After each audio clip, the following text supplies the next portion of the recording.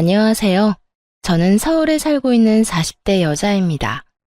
저는 이혼한 지 꽤 시간이 흘러 결혼 생활에 대해 잠시 잊고 지냈는데요. 얼마 전 지난 사연들을 들어보다 저와 비슷한 이야기가 있어 문득 저의 그 시절이 떠올라 이렇게 사연을 보내게 되었습니다. 너무 오랜만에 꺼낸 이야기라 조금 정신없을 수도 있겠지만 최선을 다해 적어볼 테니 다들 많은 양해 부탁드립니다. 저와 남편은 결혼을 한 지 5년 차 된 부부였어요. 남편에겐 1살 차이 나는 형이 있었는데 저희가 결혼할 당시에는 미혼이었던 시숙이 독립하여 따로 살고 있었죠. 하지만 저희가 결혼식을 올리고 난 후 1년 뒤 결혼을 하게 된 시숙은 시댁에 들어가서 살더라고요. 시숙이 집을 마련할 능력이 안 되는 것도 아니었고 오히려 사업이 잘 되는 편이라고 들었는데 독립한 사람이 합가를 한다고 하니 의아할 수밖에 없는 상황이었어요. 심지어 형님 집안 역시 부유한 편이라고 들었던 터라 여러모로 갑작스러운 합가는 의아할 수밖에 없는 상황이었습니다. 그러던 어느 날 남편이 씩씩거리며 그 의아한 상황이 일어나게 된 이유를 설명해 주더라고요. 진짜. 장남이면 다야? 짜증나, 진짜. 왜, 무슨 일인데? 아주버님이랑 다퉜어? 내가 형이랑 싸움이나 되겠어? 엄마가 형만 감싸고 도는데? 우리 엄마는 진짜 왜 그러는 줄 모르겠어. 요즘 세상이 어떤 세상인데 그저 장남, 장남, 장남. 혼자 살 때도 나가 살던 형이 결혼까지 했는데 왜 합가했다는 줄 알아? 엄마가 글쎄 사업자금을 대준다고 했대. 사업자금? 아, 그래서 합가하신 거야? 그래. 사업자금 주는 조건으로 합가하라고 했대. 형이랑 형수는 신나서 들어간 거고. 이게 말이나 돼? 우리 결혼할 때는 돈이 다 묶여서 땡전 한 푼 안 주시더니 형한테는 얼마나 들지도 모르는 사업자금을 지원해 주신다는 게 말이나 돼? 어디 차남 서러워서 살겠소? 남편은 분하다는 듯 씩씩거렸고 전 비로소 아주버님과 형님이 합가한 이유를 알게 되었죠. 사실 이 이야기를 듣는데 섭섭한 마음이 들지 않았던 건 아니었어요. 그저 그뿐 다른 생각은 맹세코 하지 않았어요. 시모가 가진 돈으로 시모 마음대로 쓰겠다는데 제가 뭘 어떻게 하겠어요. 그저 그런가 보다 하고 넘기는 수밖에요. 하지만 정작 남편은 그렇지 않은가 보더라고요. 씩씩거리며 섭섭한 마음을 표현하는 것을 넘어 저에게 효도를 강요하기 시작했으니까요. 아마 저와 남편이 시모에게 더 잘하면 본인에게도 콩고물이 떨어질 거라 생각하는 듯 했습니다. 여보, 이번 주 주말에 약속 없지? 없긴 한데 왜? 왜긴 왜야. 우리 집에 가야 할 거 아니야. 가서 엄마 비위도 좀 맞추고 반찬도 좀 해주고 오자. 왜? 어머님 나한테 뭐 섭섭한 거 있으시대? 아니, 그냥 좀 잘 보이자 이거지. 갑자기 왜? 어머님한테 밉보인 것도 아니고 어머님 나 예뻐하셔. 그 정도 예쁨으로 되겠어?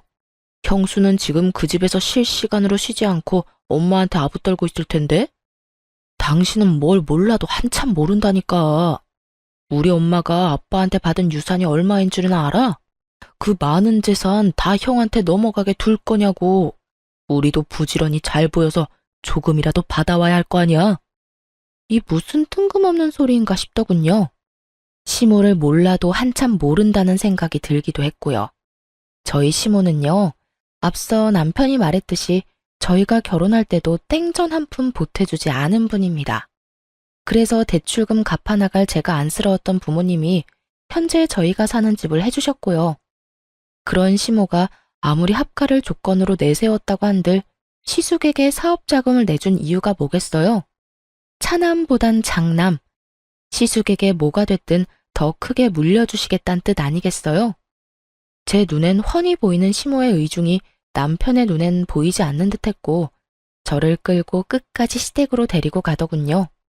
제발 부탁이라는 말까지 하면서요. 저는 남편이 부탁이라고까지 하니 남편의 뜻에 따라주기로 했어요. 남편의 뜻대로 반찬도 만들고 시모에겐 늘 그렇듯 싹싹하게 굴고요. 남편 역시 저 못지않게 시모에게 잘하려고 했고 그렇게 몇 년 동안을 저에게 효도를 강요했어요. 그 시간 동안 제가 시모에게 잘한 건 재산 때문은 아니었어요. 남편의 부탁 때문도 있었지만 그때까진 그저 시모와 사이가 나빠 스트레스를 받는 것보단 사이가 좋은 편이 더 나을 거라 생각했고 남편의 부모님이기에 며느리로서 해야 할 도리를 다하고 싶었던 거죠. 거기에다 시모와 함께 사는 형님의 안색이 날이 가면 갈수록 좋지 않아지니 딱 발길을 끊을 수도 없더라고요. 어머님, 형님, 저 왔어요. 왔어, 동서? 어머, 이건 다 뭐야? 그렇지 않아도 바쁜 사람이 빈손으로 오지. 매번 뭘 이렇게 바리바리 싸서 와? 에이, 이 정도 반찬 만들 시간은 있어요. 저희 먹을 거 만드는 김에 조금 더 만들면 되는걸요. 그런데 형님 안색이 어디 아파요? 안색이 너무 안 좋아요. 나? 아니, 그냥 좀 피곤해서 그래.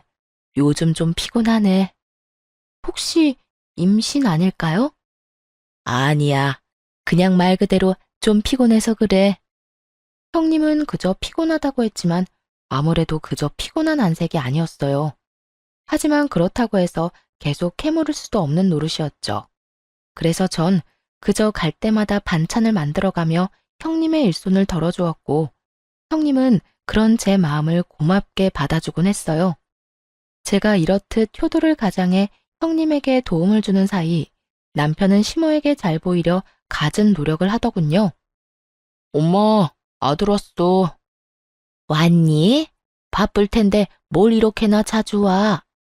자주는 무슨? 생각 같아서 나도 들어와서 살고 싶은 걸 참고 있으니까 그런 섭섭한 말 하지 마. 아픈 데는 없지? 식사는 하셨어? 오늘도 엄마 며느리가 엄마 드시라고 반찬 만들어 왔어.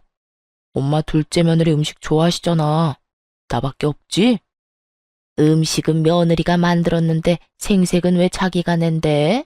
웃기는 녀석일세. 둘째야, 고생했다. 매번 이렇게 싸우는 거 힘들지 않아? 네, 괜찮아요. 저희 거 하는 김에 더 하면 되는 거예요. 형님은 어머님까지 모시고 사는데 저는 이런 거라도 해야죠.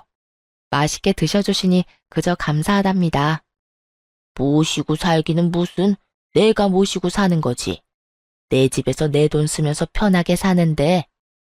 이런 분위기로 만들려고 한 말은 아니었는데 순식간에 찬물 엎은 분위기가 되어버리니 어찌해야 할 바를 모르겠더라고요. 제가 아무런 대답도 하지 못하고 미안한 마음에 형님 눈치를 살피는데 형님이 저를 보며 괜찮다는 입모양을 해주며 미소를 지어주더라고요. 남편 역시 갑자기 싸해진 분위기를 살피다 시모의 기분을 풀어주려 애썼고요. 에이, 우리 엄마 또 이런다. 우리 엄마 시장하시구나. 얼른 식사합시다. 자자, 둘째 며느리가 만든 비장의 반찬 장조림도 있다고요. 얼른 식사들 합시다. 이 녀석이 하여튼 누가 막내 아니랄까봐 애교만 많아서는 내가 우리 둘째 때문에 웃고 산다. 웃고 살아. 당연하지. 둘째 아들이 최고지. 그래, 최고다. 시모는 결국 남편의 애교에 웃어 보였고 그제야 전 안도의 한숨을 내쉴 수 있었습니다. 그날 이후 전 형님의 안색이 나쁠 수밖에 없었던 이유를 알 것만 같았고 전보다 더 자주 시댁을 오가며 반찬을 가져다 주었어요. 아마 모르긴 몰라도 시모의 시집살이로 형님이 고된 것 같은데 먹거리 걱정이라도 덜어주고 싶었던 것이었죠. 제가 이렇게 하는 만큼 남편 역시 노력하고 있었지만 시모는 여전히 남편에게 최고라는 말만 할 뿐 남편이 바라는 그 어떤 것도 주지 않고 있었죠. 그렇게 시모가 가지고 있던 건물은 하나 둘 처분해 시숙의 사업 자금으로 들어가고 있었고 남편은 점점 초조해하더군요. 이번에 또 건물 내놨다고 하던데. 이제 진짜 얼마 안 남았어. 형은 도대체 뭔 사업을 어떻게 하길래 돈이 그렇게나 드는 걸까? 난들 알겠어? 나도 사업의 사자도 모르는 사람인데? 그냥 뭐 사업 확장하거나 새로운 아이템 개발 중이거나 그렇겠지. 원래 사업하면 돈 많이 든다고들 하잖아. 남 이야기해? 당신이 왜 그렇게 태연해? 난 하루하루가 피가 마른다고. 이제 정말 며칠 안 남았는데 저러다 형한테 다 주면 어떡해. 어떻게 하긴 어쩔 수 없는 거지. 그러지 말고 당신도 이제 마음 내려놔. 주시면 감사하게 받고 아니면 어쩔 수 없는 거지. 당신이 그렇게 애타게 빈다고 해결될 문제가 아니잖아. 나도 알아, 안다고. 그래도 욕심이 나는 걸 어떻게 해? 아쉬운 마음이 드는 걸 어떻게 하냐고. 당신은 정말 욕심 안 나? 안 아쉬워? 나도 사람인데 욕심 나고 아쉽기도 하지. 그 건물 한 채면 이렇게 힘들게 회사 생활 안 해도 될 텐데 싶은 순간도 있고. 그런데 어쩔 수 없는 일이잖아. 내가 노력한다고 한들 안 되는 일인 걸 어쩌겠어? 확실하지도 않은 일에 헛된 희망 품으면서 괜한 시간 낭비하고 싶지 않아. 그러니까 당신도 조금만 내려놔. 그래야 당신도 스트레스 덜 받지. 남편은 입을 삐죽이며 알겠다고는 했지만 전혀 조금도 안 사람 같지 않았어요. 그 뒤로도 여전히 시모를 떠보기도 하고 부동산을 돌아다니며 매물들을 확인하는 것 같았거든요. 이런 남편의 모습이 한심한 적도 많았지만 남편의 마음을 전혀 이해하지 못하는 것도 아니었기에 그저 지켜만 봤습니다. 저는 당사자가 아니라서 그러려니가 될 수 있지만 당사자인 남편의 입장에선 같은 자식인데 오로지 시숙에게만 그 많은 재산이 들어가니 시샘 날만하다는 생각도 있었으니까요. 하지만 마지막 건물이 남았을 때 남편은 애가 탈 대로 탄 것인지 저에게 화를 내며 선을 넘기 시작하더군요. 당신은 도대체 엄마한테 어떻게 하고 있는 거야? 잘하고 있는 건 맞아? 남편의 신경질적인 목소리에 저 역시 그간 참아왔던 화가 터져버렸고 목소리가 절로 날이 선 채로 흘러나왔어요. 보면 몰라?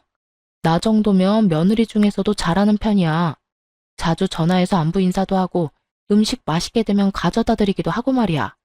이 정도면 됐지 뭘 얼마나 더 하란 말이야. 더 해, 더 하라고. 엄마 입안에 혀처럼 굴란 말이야. 건물 이제 한 채 남은 거 알지? 당신이 그 정도는 해야 그 건물 나한테 줄 거 아니야. 그 건물 받으면 나 혼자 좋은 줄 알아? 당신한테도 좋은 일이라고. 이쯤 되니 남편의 정신 상태가 궁금했어요. 재산 바라고 부모에게 잘하는 게 그게 효도가 되나요? 그리고 사지 멀쩡한 사람이 오로지 시모 재산만 바라고 자기 일엔 최선을 다하지도 않는 것도 이해가 되지 않았고요. 더는 차별받아 할 수 있는 당연한 시샘이 아니라 그저 시모의 재산을 물려받지 못해 환장한 사람처럼 보이기까지 했어요. 그래서 전 남편에게 좀 더 단호하게 말해주었습니다. 정신 차려 제발. 그 건물 우리 주시면 좋겠지 왜 안 좋겠어? 그런데 그걸 바라고 어머님께 과하게 잘하고 잘 보이려고 애쓰고 그런 건 아닌 것 같아. 어머님이 생각해 보시고 우리한테 주시고 싶으시면 주시겠지. 그러니까 당신도 좀 그만해. 어떻게 온 정신이 전부 어머님 재산한테 가 있어? 당신 들어보니까 요즘에 일 처리도 제대로 못한다며. 당시에 저는 남편과 같은 회사지만 다른 부서에 일하고 있었고 남편의 일 처리가 얼마나 개판이었는지 전혀 상관도 없는 제 부서까지 남편의 이야기가 전해지는 상황이었죠. 이대로 가다간 곧 해고당해도 이상하지 않은 상황이었던 터라 저는 결국 참았던 화를 내며 남편에게 한마디 하게 되었던 것이었습니다. 조금이라도 생각이 있는 사람이라면 반성하며 부끄러워하기라도 해야 할 텐데 남편은 오히려 그깟 회사 잘려도 상관없다며 큰 소리를 치더라고요. 그깟 회사 잘려도 상관없다고. 내가 평생 일해도 그 건물 살 수 있을 것 같아? 차라리 회사 그만둘까 봐. 그만두고 엄마 비서나 할까? 이 무슨 말도 안 되는 소리인지 모르겠더라고요. 아니, 도대체 가정주부인 시모에게 비서가 왜 필요한가요? 저는 도무지 이해가 되지 않았고 더 이해되지 않는 건 이 모든 말이 남편의 진심이라는 것이었어요. 정신 나간 말을 하는 남편의 눈이 기대감에 차 반짝이고 있었거든요. 전 그런 남편에게 고함을 빽 질러버렸어요. 당신 정말 미쳤어? 정신 좀 차려 제발. 그리고 어머님이 일을 하는 것도 아니고 가정주부가 비서가 왜 필요해? 다시 한번 그딴 말 하기만 해. 효도고 나발이고 시댁에 발길도 하지 않을 테니까. 뭐? 당신 진심 아니지? 진심이야. 난 당신처럼 어머님 재산 바라지도 않아. 내 몸 멀쩡한데 내가 쓸 만큼만 벌면 되지. 난 그저 당신 엄마니까 그 감사함으로 어머님께 잘하려고 한 거지. 당신처럼 재산 바라고 이때껏 그랬던 거 아니었다고. 그러니까 당신도 더는 이상한 말 하지 말고 회사 일에나 신경 좀 써. 알겠어? 알겠어. 그런데 당신 이때까지 했던 것처럼 우리 집에 잘할 거지? 남편은 저의 단호한 태도에 한 발 물러서긴 했지만 끝까지 저의 화를 돋웠고 전 그런 남편에게 확실하게 말해주었어요. 당신 한 번만 더 그딴 소리 물으면 나 다신 어머님께 전화도 안 한다. 그리고 어머님 재산 이야기도 다신 꺼내지 마. 그딴 이유로 나한테 잘하라고 하는 거면 나 진짜 어머님이랑 확 싸워버릴 거니까. 알겠어? 알겠어. 남편은 여전히 정신을 차리지 못한 듯 했지만 적어도 저에게 더는 이상하고도 정신 빠진 소리는 하지 않더라고요. 불안하기도 했지만 한편으론 제 눈치를 보느라 일은 제대로 하는 것 같으니 다행이다 싶긴 했습니다. 그렇게 불안하지만 평화로운 나날들이 지나가고 있었고 저는 건물에 대해선 까맣게 잊은 채 지내고 있었어요. 그런데 어머님께 전화가 오더라고요. 남편과 그런 일이 있고 난 뒤 일부러 시모와 거리를 둔 것도 있긴 했지만 일도 바빠졌던 터라 통화한 지 오래되어 조금은 반가운 마음으로 전화를 받았어요. 어머님, 웬일이세요? 너무 오랜만이에요. 요즘 바쁘니? 연락도 없고 무슨 일이 있나 해서 전화했다. 아, 요즘 회사에 일이 좀 바빠서 연락 못 드렸어요. 잘 지내시죠? 아픈 곳은 없으시고요? 나야 늘 똑같지. 난 또 연락 없길래 네가 내 재산 포기했나 했지. 조금 황당했어요. 갑자기 웬 재산 타령인가 싶어서요. 결혼 이후 단 한 번도 시모에게 재산 이야기를 꺼낸 적도 없었기에 더욱 황당했죠. 그래서 전 시모에게 황당하다는 듯 웃으며 되물었어요. 근데? 어머님, 그게 무슨 말씀이세요? 전 어머님 재산 바란 적 없는데요. 그러니? 난 네가 반찬도 만들어 오고 나한테 잘하길래 내 재산 바라고 그러는 줄 알았지. 그런 마음으로 한 행동 아니에요, 어머님. 그저 전 며느리 된 도리를 지키려고 했던 것뿐이에요. 반찬이야 매번 말씀드렸던 대로 저희 거 하는 김에 좀 더 해서 가지고 갔던 거고요. 그러니까 그렇게 말씀하지 마세요. 저 조금 섭섭해지려고 해요. 그러니? 네 남편은 생각이 좀 달라 보이던데 넌 아니라니 그리 믿으마. 하여튼 내일 주말인데 어디 가니? 내일이요? 정해진 건 없는데 왜 그러세요? 무슨 일 있으세요? 아무 일 없어. 다름이 아니라 약속 없으면 와서 반찬 좀 하거라. 네가 만든 반찬이 먹고 싶구나. 이상했어요. 단 한 번도 이런 말을 먼저 한 적이 없었던 시모인데 갑자기 전화까지 한 것을 포함해 여러 가지로 석연치 않더라고요. 왜인지 이상한 예감이 들기도 했고요. 무언가 이상하다는 생각이 들자 가고 싶지 않은 마음이 굴뚝이긴 하지만 이미 약속이 없다고 말해버린 전 하는 수 없이 가기로 약속을 해버렸죠. 그러면 내일 그이랑 같이 갈게요. 그래, 먹고 싶은 거 문자로 보낼 테니 올 때 대충 장 좀 봐오고. 네, 어머님. 전화를 끊자마자 시모에게선 먹고 싶은 음식 리스트들이 왔고 대부분 시모가 좋아하는 음식이 아닌 형님이 좋아하는 음식들이더군요. 더욱 싸한 기분이 들었지만 일단 전 남편과 함께 장을 봐 시댁으로 가게 되었습니다. 길게 생각해봤자 답은 없고 일단 가서 어떤 일이 일어나고 있는지 제 눈으로 확인하는 것이 빠르다는 생각에서였죠. 그렇게 전 온 신경이 곤두서 있는데 이러한 제 생각은 전혀 모르는 남편은 그저 제가 장까지 봐서 오랜만에 시댁에 간다는 사실에 한껏 신이 났더라고요. 여보, 무슨 바람이 불어서 우리 집에 가자고 했어?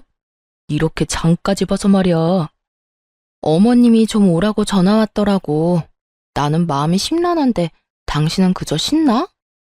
나는 신나지. 그동안 당신이랑 우리 집 가고 싶었는데 당신이 싫다고 할까봐 말도 못 꺼내고 있었는데 이렇게 당신이 먼저 우리 집에 가자니까 당연히 신나지 않겠어? 그런데 당신은 왜 심란해? 그냥 느낌이 안 좋아. 꼭 무슨 일이 일어날 것만 같은 기분이야. 일어날 일이 뭐가 있어. 그냥 엄마가 당신 음식 먹고 싶은가 보지. 아, 당신은 참 좋겠다. 그렇게 온 세상이 간단하고 밝기만 해서. 부럽다, 부러워. 남편은 저의 비꼬는 말에도 그저 신나서 이리저리 방방 뛰어댔고, 전 그런 남편을 끌고 시댁으로 향했어요. 시댁에 도착하니 집골이 말 그대로 엉망진창이더라고요. 늘 모델하우스처럼 깨끗한 상태를 유지하는 집이었는데 바닥엔 머리카락이 굴러다니고 설거지는 산처럼 쌓여있는데도 욕실엔 마땅한 수건 한 장이 없더라고요. 전 깜짝 놀라 섣불리 아무것도 건드리지 못하고 있었고 남편은 시모를 부르더군요.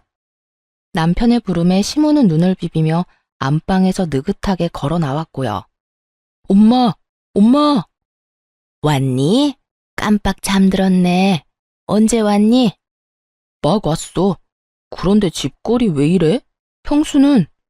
남편은 당연스럽게 형님에 관해 물었고 시모는 남편의 말에 대답하기도 싫다는 듯 저를 향해 몸을 돌리며 이렇게 말을 하더군요. 둘째야, 장 봐온 건 주방에 두고 일단 청소부터 좀 하거라. 빨래도 해야 하고 여러 가지도 엉망이야. 집안일 좀 대충 하고 그리고 음식 만들려무나 부탁 좀 하마. 네? 아, 네. 왜 제가 해야 해요? 이딴 말은 나오지도 않았어요. 집안 상태가 심각한 만큼 시모의 표정도 심각했고 전 그저 네라는 대답밖에 나오지 않았어요. 그렇게 전 쌓여있는 집안일들을 하고 음식들을 해냈고 상을 다 차리고 나니 시모가 이렇게 말하더군요. 어머님, 식사하세요. 그래. 다 했니? 고생했다. 그런데 오늘은 이만 집에 가거라. 밥은 다음에 같이 먹자꾸나. 이건 도대체 무슨 경우인가 싶더라고요. 하루 종일 뼈 빠지게 집안일 시키고 음식까지 다 만들어서 상까지 차렸더니 이제 와서 밥도 먹이지 않고 집에 가라뇨. 심지어 저녁 시간대가 지나도 한참 지난 시간이라 당연히 저녁밥을 먹고 간다고 생각했던 터라 이만 집으로 돌아가는 시모의 말은 황당하기까지 했어요. 남편 역시 저와 생각이 같았는지 시모에게 되물어보더라고요. 어? 집에 가라고? 저녁 먹고 집에 가라는 게 아니라? 그래, 오늘은 이만 가. 왜? 지금 시간이 몇 시인데 나 배고프단 말이야. 하루 종일 집안일 하느라 힘이란 힘은 다 썼는데 밥도 안 먹이고 보낼 거야? 남편은 떼를 부리기 시작했고 그런 남편의 모습에 시모는 한숨을 내쉬는가 싶더니 이내 진지한 얼굴로 이렇게 말하더군요. 아들, 엄마가 오늘 네 형수랑 진지하게 할 이야기가 있어서 그래. 그러니까 오늘은 그냥 좀 가. 둘째야, 고생 많았을 텐데 오늘은 네가 이해 좀 해주렴. 내가 네 형님이랑 긴히 나눌 이야기가 있어서 그래. 곧 네 형님 오기로 했으니까 오늘은 이만 돌아가려무나. 그제야 남편은 상황의 심각성을 깨달은 것인지 제 손을 잡아 끌며 집에 가자고 하더라고요. 전 그런 남편의 손에 이끌려 집으로 왔고 얼마 지나지 않아 형님에게 전화가 왔습니다. 동서, 오늘 고생 많았지? 아니에요. 그런데 어떻게 하셨어요? 어머님이 저 왔다 갔다고 하시던가요? 급하게 저희 보내길래 비밀로 하고 싶어 하는 것 같아서 일부러 형님한테도 전화 안 했는데요. 아니, 어머님은 아무 말 안 했지. 어머님 댁에 가보니까 동서가 한 음식이 있길래 그제야 동서가 와서 그 고생을 한 걸 알았어. 고생은 무슨 고생이에요. 하나도 힘 안 들었어요. 그런데 형님, 어머님 댁에 안 계세요? 말씀하시는 거 들어보니 그런 것 같아서요. 오늘 어머님 집 꼴도 그렇고 여러모로 무슨 일이 있긴 있는 것 같은데 어머님도 별말 안 하더라고요. 그게 나 요즘 친정에 있어. 아무래도 이혼할 것 같아. 남편이나 어머님한테는 이미 이혼할 거라고 말 다 했고 동서한테는 말해야지 하다가 이제서야 말하네. 미안해. 갑자기 이혼이라니 무슨 일이 있을 거라 생각은 했지만 이혼은 전혀 생각지도 못한 전개라 이게 무슨 일인가 싶더라고요. 부부 사이 문제니 자세한 내막은 알 수 없었지만 시댁에 갈 때마다 형님과 시숙 사이엔 큰 문제가 있어 보이기는커녕 사이가 너무 좋아 보였으니까요. 네? 이혼이요? 이렇게 갑자기 왜요? 무슨 일 있으셨어요?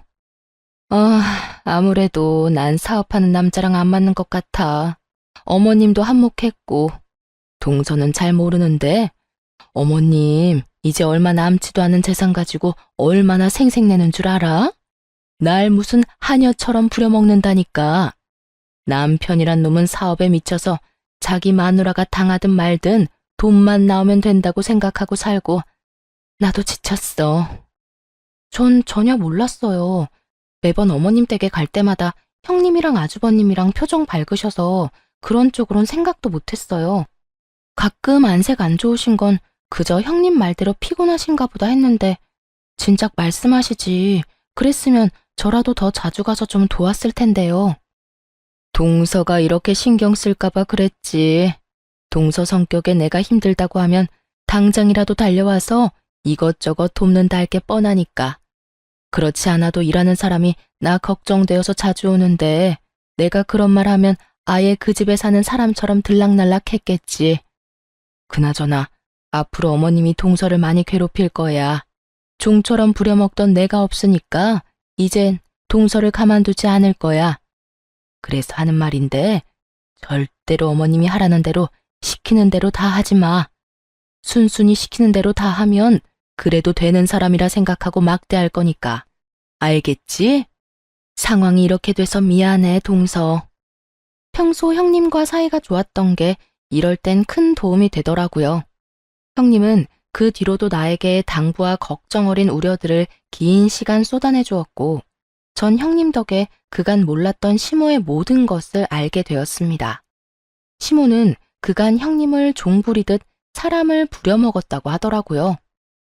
시모는 정말 손가락 하나 까딱하지 않았고 형님이 너무 힘이 들어 인상이라도 찌푸리는 날엔 불호령이 떨어졌다고 했어요. 남편 잘 만나서 넓은 집에서 호강하는 주제에 그 정도 일이 힘드냐면서요. 그러면서 그런 식으로 힘든 티 내면 정말 삶이 힘들게 만들어주겠다고도 말했다더군요. 시숙의 사업 자금을 끊어버리겠다는 말이었죠. 형님은 시숙의 앞길을 막을 수 없었기에 그저 시모가 시키는 대로 호구처럼 살았고 이 모든 상황을 시숙은 뻔히 다 알면서도 그저 지켜봤다고 하더군요.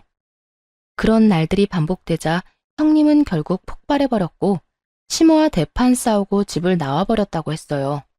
그러면서 하는 말이 앞으로 제가 타깃이 될 테니 조심하라고 당부 또 당부해 주더라고요. 형님의 말을 들으면서도 설마 나에게까지 그런 짓을 할까 했는데 상황은 형님의 말처럼 흘러가더군요. 그간 저에게 먼저 연락을 잘 하지도 않던 시모는 틈만 나면 저에게 연락을 해 이것저것 시켜 먹으려고 들더라고요. 둘째야, 오늘 회사 마치고 집으로 좀 오거라. 오늘이요? 그래, 오늘. 와서 화장실 청소도 좀 하고 수건도 좀 삶거라. 수건이 영 시원치가 않아. 푹 삶아야 때도 지고 뽀송뽀송하기도 하고. 그리고 오는 김에 장도 좀 봐오고. 돈은 오면 줄 테니 장 보는 김에 과일도 좀 넉넉히 사와. 과일도 다 떨어져 가니까. 알겠지? 그러면 오는 걸로 알고 끊으마. 말이 좋아야 부탁이지. 이건 뭐 앞으로 절 호구 취급을 하겠다는 선포와도 같더군요. 형님에게 들은 말이 없었다면 그놈의 며느리로서 해야 할 도리라고 생각하며 호구 잡히는 줄도 모르고 시댁으로 갔겠지만 들은 말이 워낙 많았던 저는 시모에게 뭐 하나라도 효도하고 싶어 안달이 난 남편에게 전부 넘겨버렸어요. 바보 같은 남편놈은 아무것도 모르고 신나서 시댁으로 달려갔고 그럴 때마다 시모는 저에게 연락이 와 형님에게 그랬던 것처럼 재산 타령을 하기 시작했어요. 내가 오늘 너한테 오라고 하지 않았니? 왜 네가 안 오고 내 아들을 보내? 제가 뭘 할 줄 안다고. 제가 가려고 했는데 일이 워낙 바빠서요. 너희 같은 회사지 않니? 너는 바쁜데 네 남편은 한가해? 말이 되는 변명을 해야 믿는 척이라도 하지. 어머님, 남편이랑 저랑 부서가 달라요. 부서마다 하는 일도 다르고 일이 다르니 바쁜 시기도 다르고요. 요즘은 우리 부서가 유난히 바쁘고 남편 부서는 한가한 편이라서 그래요. 정 못 믿겠으면 남편한테 물어보세요. 됐다. 그걸 못하러 물어봐. 뭐 중요한 거라고. 하여튼 앞으로 내가 부르면 제깍제깍 달려오거라. 그래야 내가 너 하는 짓이 예뻐서라도 하나 남은 건물 네 남편한테 주지 않겠니? 그러니까 나한테 잘해. 시키는 대로만 잘해도 긍정적으로 잘 생각해 볼 테니까. 재산에 눈꼽만큼도 관심이 없었던 저에게 시모의 이런 말들이 무서울 리가 없었고, 그랬기에 전 말 같지도 않은 말들을 한 귀로 듣고 한 귀로 흘려버렸습니다. 그렇게 시모가 저를 부르면 저는 남편을 보내버리는 일상이 반복되고, 어느 날은 시모에게 한 소리 들은 남편이 저에게 화를 내더라고요. 당신, 이때까지 우리 엄마가 나 부른 게 아니라 당신 부른 거라며? 당신은 나 부른 거라고 했었잖아. 누굴 불러서 누가 가든 그게 무슨 상관이야? 누구라도 가서 집안일 했으면 됐지. 그리고 당신 엄마 집 일인데 꼭 나만 가서 해야 한다는 법이라도 있어? 누구든 시간 남고 마음 가는 사람이 가서 하면 되는 거지. 엄마가 싫다잖아. 엄마가 나 말고 당신 보고 오래. 오늘도 나한테 얼마나 짜증냈는 줄 알아? 마누라 말이라면 똥도 먹을 놈이라는 말까지 했다고. 앞으로는 엄마가 부르면 당신이 가. 당신이 가서 집안일을 하든 엄마 어깨를 주물러 주든 엄마가 시키는 일은 당신이 하란 말이야. 저는 이 말이 꼭 앞으론 시모의 하녀로 살라는 말처럼 들려 기분이 너무 나쁘더라고요. 제가 강아지도 아니고 오라가라 하면 그 말을 다 들어야 하나요? 하물며 집에서 키우는 강아지도 자기 기분 나쁘면 무시하고 들은 척도 안 하는 마당에 이 무슨 개보다도 못한 취급인가 싶었어요. 여보, 내가 진짜 마지막으로 말하는 거니까 잘 새겨들어. 효도를 하고 싶거든 당신이 직접 해. 괜한 사람 괴롭히지 말란 말이야. 나 요즘 일하느라 정신없어서 시댁까지 신경 쓸 여유도 없고 일이 한가하다고 한들 시댁 일 도맡아서 할 생각도 없어. 특히 당신처럼 재산 바라고 하는 효도? 난 더 이상 하고 싶지 않아. 그러니까 나한테 강요하지 마. 제 말에 남편은 기분이 상해버렸는지 빈정거리며 가소로운 협박을 하더라고요. 어이구 무서워라. 어디 겁나서 효도하라는 말이라도 할 수 있겠어? 그래, 나도 좋다 이거야. 앞으로 당신한테 절대 우리 집에 가라는 말 안 할게. 안 하면 되잖아. 대신 우리 엄마한테 건물 물려받으면 당신은 국물도 없으니까 그런 줄 알아. 10원짜리 하나 주지 않을 테니까 그때 가서 섭섭해하지나 말라고. 30살 넘은 남자가 어쩌면 이렇게도 유치한지. 정말 제가 남편을 데리고 사는 것인지 3살짜리 아들을 데리고 사는 것인지 헷갈릴 지경이었어요. 아니, 3살짜리라면 귀엽기라도 하지. 이건 재산에 눈이 멀어서 마누라까지 호구 잡히게 하려고 하니 오만정이 떨어지려고 하더라고요. 아휴, 제발 돈 좀 받아달라고 무릎 꿇고 빌어도 절대 안 받을 테니까 그런 걱정 말고 제발 당신 선에서 당신이 알아서 효도해라. 알겠어? 그 후로도 전 여전히 시모가 부르면 남편을 보내버렸고 남편은 기분 나쁜 티를 내긴 했지만 늘 저를 대신해 시댁으로 가더군요. 그러던 어느 날 시댁으로 간 남편이 시모와 함께 집으로 돌아오는 것이 아니겠어요? 남편의 양손엔 시모의 짐이 가득했고 전 무슨 일인지 물었어요. 어머님, 갑자기 무슨 일이세요? 당신 손에 그건 뭐야? 무슨 짐이야? 저의 물음에 남편은 제 눈치를 살피며 조심스럽게 말을 꺼내더라고요. 이게 뭐냐면 우리 엄마 짐이야. 한동안 우리 집에서 지낼까 하고. 남편의 눈치를 보아하니 남편이 계획한 일은 아닌 듯했고 시모가 독단적으로 밀어붙인 듯했어요. 남편은 지나치게 제 눈치를 살피고 있었고 그런 남편의 행동이 마음에 들 리 없었던 시모는 저를 쏘아보며 당당하게 제 집에서 살겠다고 선포하더라고요. 뭘 그렇게 눈치를 보면서 말해? 나 한동안 여기서 좀 지내마. 너도 들어서 알겠지만 첫째네 결국 이혼했어. 그것 때문에 우리 장남이 속이 많이 상하는지 술을 마시고 집에 들어오는 날이 잦아져서 내가 잠을 통 못 자고 있고 말이다. 그래서 한동안은 내가 여기서 지내면서 기력 회복 좀 하려고 한다. 이건 무슨 자다가 봉창 두드리는 소리인가 싶더라고요. 아니, 시숙이 이혼을 했는데 왜 우리 집에 오는 건가요? 시숙이 술에 취해 집에 오면 앞으로 술을 자제하라고 하면 되는 일 아닌가요? 왜 애꿎은 우리 집에 와서 다짜고짜 살겠다고 하는 것인지 이해가 되지 않더라고요. 저에게 상의 한마디도 없이요. 저도 며느리로서의 도리 참 좋아합니다. 그런 저라도 이건 아니라는 생각이 들더라고요. 지금 이 자리에서 이 사태를 허용하고 넘어간다면 그 후에 일어날 일이 불보듯 뻔했으니까요. 아니요, 어머님. 전 싫습니다. 내가 잘못 들은 것 같은데 방금 너 뭐라고 그랬니? 싫다고 그랬니? 네, 싫어요. 저는 어머님이랑 같이 사는 거 생각도 해본 적 없어요. 아니, 100번 생각해 본다 한들 싫어요. 너 정말 이딴 식으로 나올 거니? 내가 여기서 평생 산다는 것도 아니고 잠시 좀 지내다가 가겠다는데 그것도 안 된다 이 말이니? 시모는 저의 당돌함이 어이가 없다는 듯 되물어오더라고요. 마치 당연히 네가 해야 할 일인데 왜 안 된다고 하는지 이해가 되지 않는다는 투로요. 전 그런 시모의 말투가 더욱 마음에 들지 않았고 제대로 알아듣도록 더욱 강하게 말을 했어요. 네, 싫어요. 어머님은 잠깐이라고 하지만 그 잠깐이 1년이 될지 10년이 될지 누가 알겠어요? 어머님 형님께도 잠깐만 같이 살자고 해놓고선 4년을 부려먹으셨다면서요. 전 죽어도 그렇게는 못 사니까 그런 줄 아시고 돌아가 주세요. 전 단호했고 그런 저의 태도에 남편이 더 놀라 저를 뜯어말리기 시작하더군요. 당신 미쳤어? 엄마한테 지금 그게 무슨 말이야? 말투는 또 그게 뭐고? 얼른 사과드리지 못해? 얼른 싹싹 빌고 엄마가 쓸 빵 청소나 해. 얼른. 싫어. 내가 왜 그래야 하는데? 그리고 당신 잊었나 본데 여기 우리 집에서 해준 내 집이야. 명의도 내 명이라고. 이딴 집 몇 푼이나 한다고 이 유세인지 모르겠네. 그래, 네가 나가라니 내가 나간다마는 이 한 가지는 똑똑히 알아둬라. 내가 이 집에서 한 발이라도 나가는 순간 내 아들도 이 집에서 나가는 거야. 이 말이 무슨 말인 줄 아니?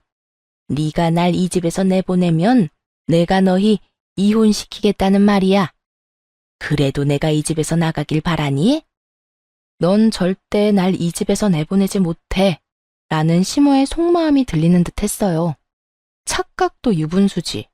어떻게 저런 착각을 할 수 있는 것인지 참 황당하더라고요. 여기서 시모를 따라 나가 저하고 이혼을 하겠다는 남편이면 저도 그깟 이혼 웃으면서 할 수 있다는 걸 시모는 전혀 모르는 듯 했어요. 남편 역시 마찬가지였고요. 전 아주 큰 착각을 하고 있는 두 사람을 향해 이렇게 말했어요. 네? 그래도 상관없으니 지금 당장 나가주세요. 당신도 마찬가지야. 어머님 말씀대로 내가 어머님 나가라고 해서 나랑 이혼할 생각이면 지금 당장 짐들 다 싸들고 가. 2번 다신 짐 핑계로 이 집에 들락날락하는 일 없게. 들었지? 아들, 당장 짐 챙겨. 네 마누라가 겁대가리 없이 짓거리는 거 보니까 이참에 버릇을 단단히 고쳐줄 필요가 있겠구나. 어디 법원 가서도 그리 당당할 수 있는지 두고 보자. 두 여자의 진심 가득한 선포에 남편은 잠깐 멈칫한다 싶더니 이내 시모의 강한 눈빛 한 번에 짐을 다 챙겨 시모의 뒤를 따라 집을 나가버리더라고요. 오만정이 떨어졌던 남편이긴 했지만 이혼만은 하기 싫어 마지막 기회를 줬던 것인데 그 기회를 발로 뻥 차버리는 남편을 보며 저 역시 굳게 마음을 다잡게 되었죠. 쇳불도 당김에 빼라고 전 남편이 집을 나간 바로 다음 날부터 이혼 준비를 시작해 남편에게 통보해버렸습니다. 여기 이혼 서류 도장만 찍으면 돼. 기어코 이혼을 하자고? 당신도 짐까지 싸서 나갔을 땐 이 정도는 각오했던 거 아니었어? 위자료, 재산 분할 잘 살펴봐. 소송까지 하려면 그래도 되고. 난 당신이 어떻게 하든 다 준비돼 있으니까. 그런데 될 수 있으면 빨리 끝내고 싶으니까 합의를 하든 소송을 하든 잘 생각하고 결정 빨리 내려줬으면 좋겠어. 당신이야말로 잘 생각해. 당신 나 없이 살 수 있어? 나랑 이혼하면 회사는 어떻게 다니게? 자신 있어? 정말 나랑 이혼할 수 있겠어? 그까짓 이혼이 뭐라고? 해야 할 상황이면 그냥 하는 거지. 그리고 착각 좀 하지 마. 나 당신 없이 잘 살 수 있고 내가 잘못해서 하는 이혼도 아닌데 회사 생활까지 걱정해야 하는 거야?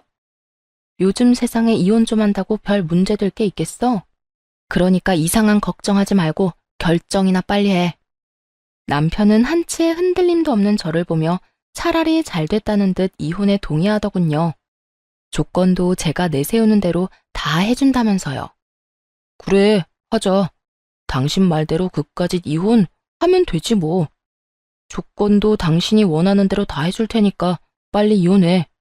그까지 푼 돈 얼마든지 줄게. 어차피 난 엄마한테 건물 받을 건데 그깟 돈 아껴서 뭐 하겠냐? 그래, 참 부럽네. 그 건물 부디 꼭 당신이 받길 바래. 그러면 합의한 걸로 알고 있을게. 법원에서 보자. 그렇게 전 다른 분들에 비해 비교적 빠르고 깔끔하게 이혼을 할 수 있었습니다. 결혼 생활 내내 저를 괴롭게 만들었던 시모의 재산은 결국 저의 이혼에 큰 도움이 되더군요. 전 남편이 정말로 저의 뜻대로 제가 내세운 조건에 맞춰 이혼을 해주었으니까요. 정말이지 그 재산에 감사한 마음이 다 들더군요.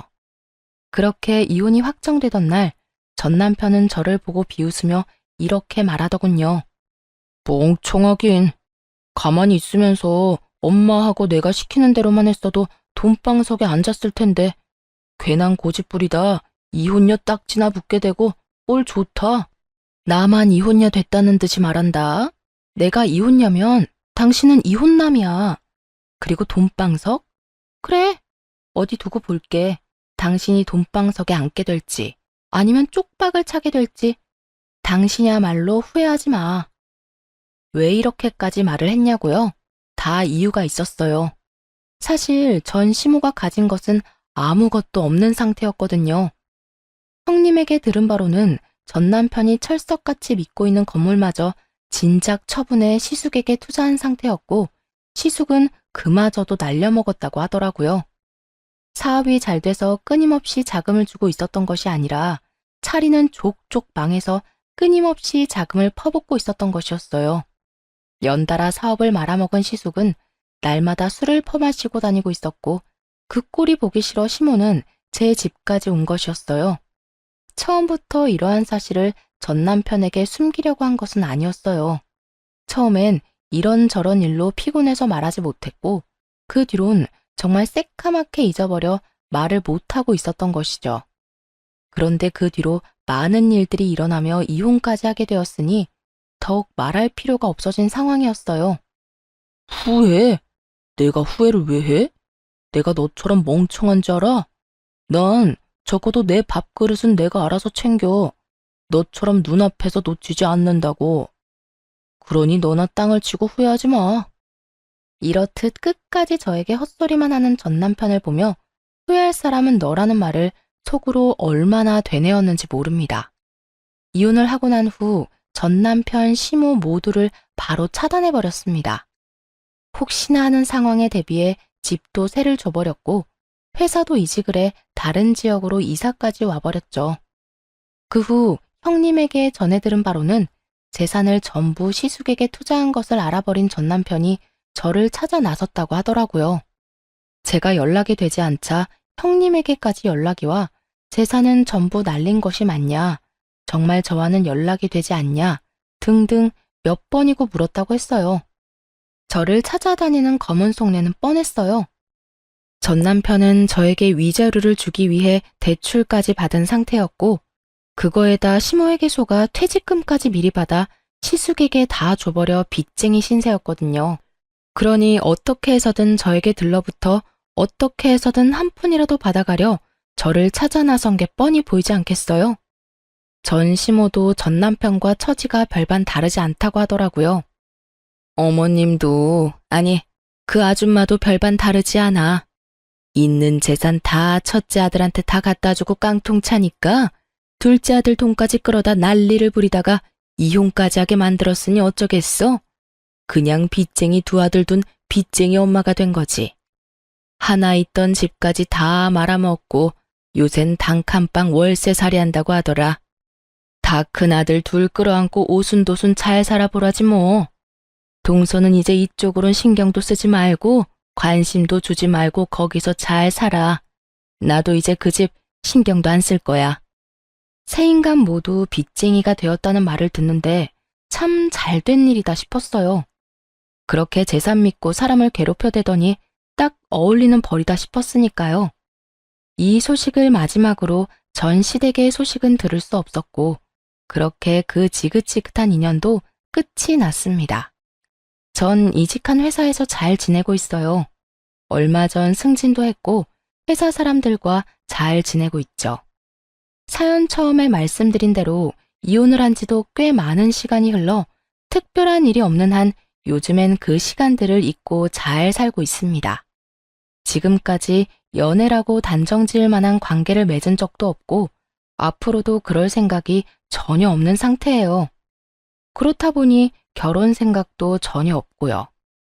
그저 아직까진 휴일엔 저를 위한 시간을 보내고 가끔은 여행도 다니는 게 참 좋더라고요. 생각보다 혼자 하는 여행길에서 제가 보고 느끼는 많은 것들이 더 큰 의미가 있다는 생각에 한동안은 계속 혼자 지내보려 합니다. 최근엔 기타를 배우고 있는데요. 손가락도 다치고 물집도 생기긴 하지만 그 모든 걸 감수할 만큼 즐거워 한동안은 기타 배우는 재미에 푹 빠져 지낼 듯 합니다. 이 정도면 혼자 지내는 것도 꽤 괜찮지 않나요? 이로써 저의 사연은 끝이 났습니다. 지금까지 긴 사연 들어주셔서 감사합니다.